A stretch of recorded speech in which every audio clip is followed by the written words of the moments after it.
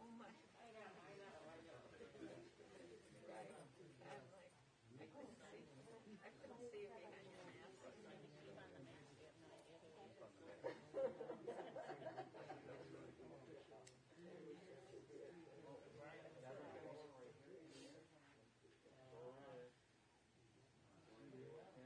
you have no idea who it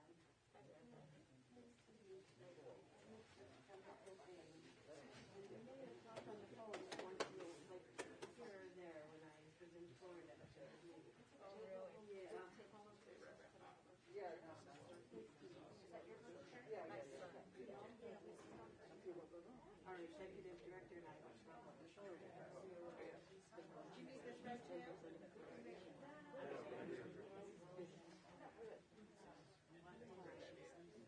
It's great for us too.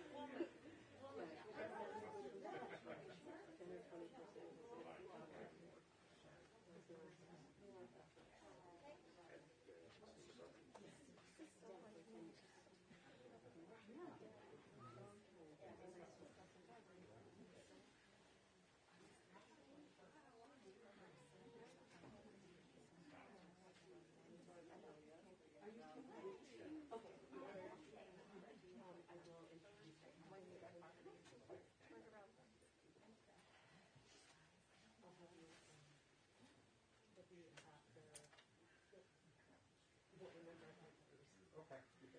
I'll recognize my name.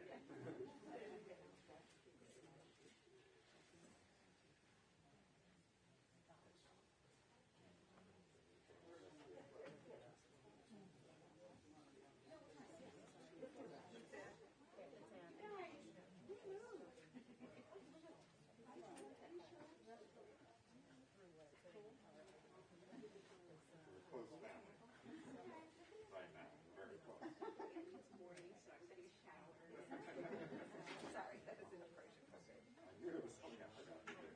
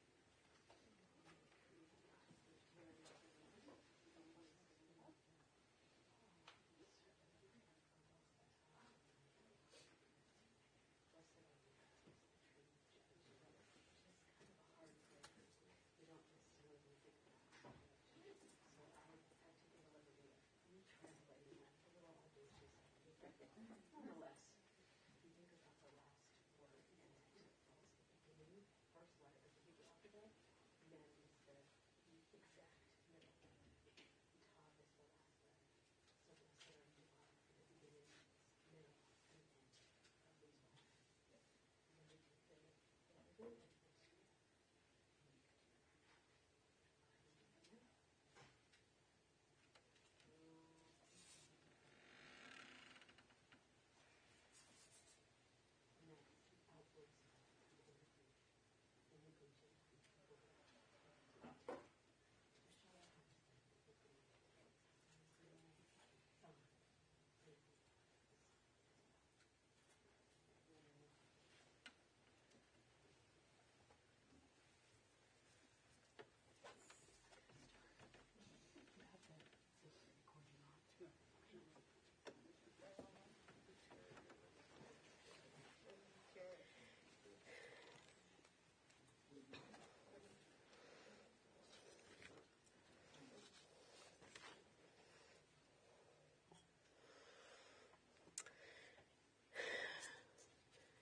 We gather here this morning in grief, in sadness. My name is Rabbi Allison Van. I have the honor of being the spiritual leader of Suburban Temple Kol Ami here in, well, not here in Beechwood, but in Beechwood. And it's really an honor to be with you this morning as we gather to say goodbye to Lee. Death has taken our beloved Lee. Our friends grieve in their darkened world. In their silence, there is lamentation. In our tears, there is loneliness. Lost in their sorrow, may they find the presence of loving friends. Hear us, O God, be with us. For Lee's love that united us in life and which death cannot sever. For his companionship that we shared along life's path and which continues through the tenderness of memory. For the gifts of his heart and mind that brought us joy and happiness and is now a precious remembrance. For all these and more, we give our thanks to God. In this time of grief, we listen to the voice of our sacred scriptures that brings us the ever-new message of God's nearness. It tells us of our kinship with the Creator, and light as in darkness, and joy as in sorrow, and life as in death. We turn now to Psalm 23. If you know it, please say it with me. The Lord is my shepherd, I shall not want. He maketh me to lie down in green pastures. He leadeth me beside the still waters. He restoreth my soul. He guideth me in straight paths for his name's sake. Yea, though I walk through the valley of the shadow of death, I will fear no evil, for thou art with me. Thy rod and thy staff, they comfort me. Thou preparest a table before me in the presence of mine enemies. Thou hast anointed my head with oil. My cup runneth over. Surely goodness and mercy shall follow me all the days of my life, and I shall dwell in the house of the Lord forever. Rabbi Alvin Fine wrote, "Birth is a beginning and death a destination, and life is a journey, from childhood to maturity and youth to age, from innocence to awareness and ignorance to knowing, from foolishness to discretion and then perhaps to wisdom, from weakness to strength or strength to weakness, and often back again. From health to sickness and back we pray to health again. From offense to forgiveness, from loneliness to love, from joy to gratitude, from pain to compassion and grief to understanding, from fear to faith, from defeat to defeat to defeat, until, looking backward or ahead, we see that victory lies not at some high place along the way, but in having made the journey, stage by stage, a sacred pilgrimage. Birth is a beginning and death a destination, and life is a journey, a sacred pilgrimage to life everlasting." In his sorrow, Job cried out, "Adonai natan va'Adonai lakach, Yehi Shem, Adonai mevorach." God has given, God has taken away. Blessed be the name of God. An ancient people, we are well acquainted with sorrow and with grief and with the valley of shadows. Death and sorrow are not strangers to us. Yet the centuries have taught us that a good name endures beyond the grave and that there is strength in faith. With Job we say, Adonai natan, God, you have given. You gave us a loved one. You gave us Lee, who will never be forgotten. For all that was good and enduring in his life, we offer the deepest thanks of our hearts. Adonai lakach, God, you have taken away. We pray for the strength to turn our broken hearts into an altar of trust, before which we can acknowledge your sovereignty and your love. And we say, Yehi Shem, Adonai mevorach, Blessed be the name of God, now and forever.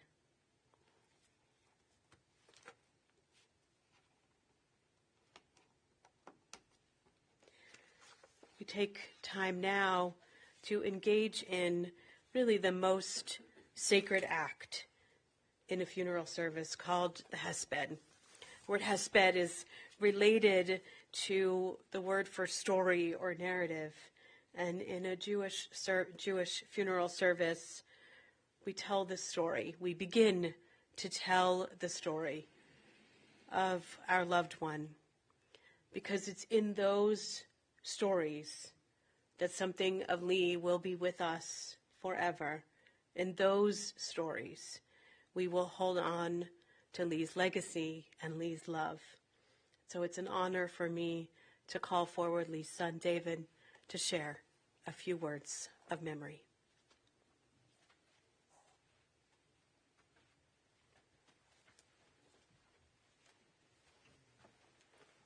Thanks, Rabbi. I'm in the middle of a game of solitaire here, so I just need to finish this. Oh, actually, these are my notes that I have on my phone. My dad was, break the rules here maybe. My dad was difficult to define. He was very much a Clevelander. He was born here. He identified with Cleveland, and yet he was completely worldly. He traveled all over the world. He enjoyed traveling all over the world. He was involved in his work in matters that affected nations and international business, and yet he was grounded here in Cleveland. He was not voluble, but he was gregarious, and although he would have thought of himself in that way, he would have, unlike me, used words that people may understand a little bit better, or which is that, you know, he wasn't super expressive or outwardly emotional, didn't wear his heart on his sleeve, but he was warm to everyone he met all the time. When he went into a room, if he knew somebody or knew who they might be, he would immediately go talk to them, have a conversation, and had friends throughout the communities that he lived in. He was a big sports fan. He loved the Browns and the Cavs. In particular, I remember, watching Browns games when we weren't at the freezing municipal stadium many times, but watching the game with the sound down and the radio on, because you got more information from the radio, not necessarily from Doug Deacon because he was playing instead of on the games, and listening to Joe Tate, the Cavs, all the time. But he also was, a big fan of classical music. He and my mom, went to the symphony with regularity. He was always listening to classical music. He never fell asleep at the football games, but occasionally at the symphony. He had a quick wit, but also considered opinions and thoughtful about everything. He could be really sharp, but also, slow to think carefully about issues. He couldn't cook anything. He could burn water, but he loved food. He was a gourmand. He liked trying different things and, really enjoying great food and great wine. He was a meticulous perfectionist in just about everything that he did, whether it was cleaning up after dinner and scouring the sink and leaving not any speck of anything anywhere. Chip, you might learn to take after him a little bit on that. And meticulous perfectionist with his work and his clients. And this was the only thing that, when I was thinking about what to say, that I didn't have a real contrast for. He was one thing and yet another. He was just a meticulous perfectionist in everything he did. He loved, pulpy detective stories, and he loved literary fiction. He had a hot temper, but long love. He was a snappy dresser. He liked to be a little bit of a clothes horse, but he also loved his Michigan sweatsuit and just hanging out in that. He made silly faces and silly voices and taught me how to do, which he did much better than that.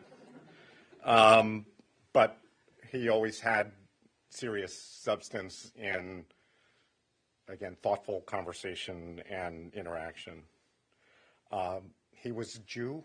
He very much identified as a Jew, and he get embraced as a daughter, and as siblings, his daughter-in-law and Makatumen, that despite them not being Jewish, they were his family. He loved two very different women well enough to make them each the focal point in his life for many years of his life. He was a stern taskmaster, but he was a devoted supporter as a parent. He made sure everything was done right, but he lifted up as well. And in all of those contrasting elements of him, my worldview is that many things are dichotomous and they're balance, and he was very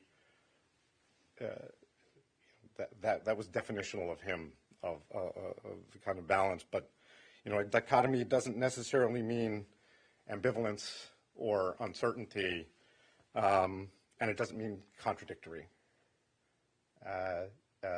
You can be one thing and another that seems to be the opposite, and make you more of a one person, because being multidimensional is being human, and that's what he was. Thanks.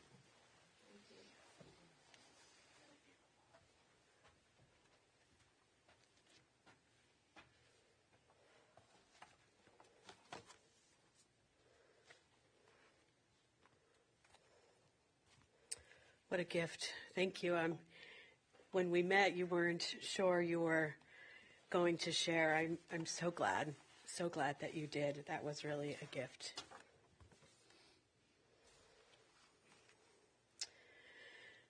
How sad we are really to be here today to bid farewell to Lee, husband, father, grandfather, partner, friend, colleague, and more.